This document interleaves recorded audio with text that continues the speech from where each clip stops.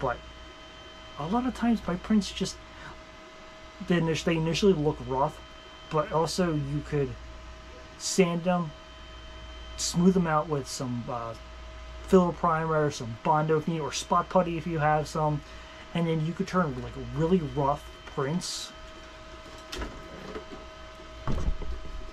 like this. You see how rough that top is? And you can turn it